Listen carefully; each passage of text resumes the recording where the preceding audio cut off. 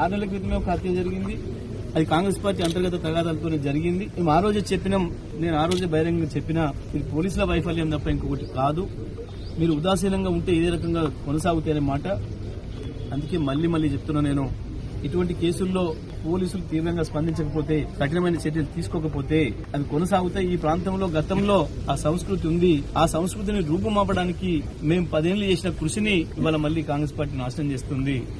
జిల్లాలో ఉండే ప్రజలు, ప్రజాస్వామికవాదులు, ఇతర పార్టీల నాయకులందరూ కూడా నేను విజ్ఞప్తి చేస్తా ఉన్నా, ఈ విషయంలో అందరం కూడా ఏకం కావాల్సిన అవసరం ఉంది. కాంగ్రెస్ మూర్ఖ వైఖరిని ఎండగట్టాల్సిన అవసరం ఉంది.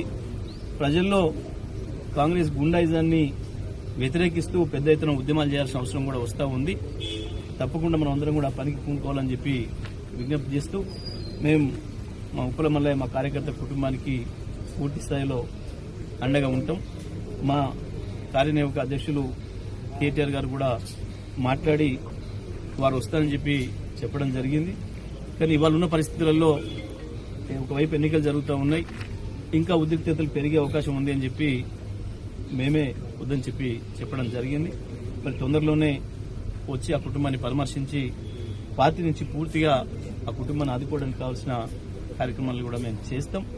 మరి ఇటువంటి దాడుల్ని అందరూ కూడా ఖండించాలని చెప్పి విజ్ఞప్తి చేస్తాం.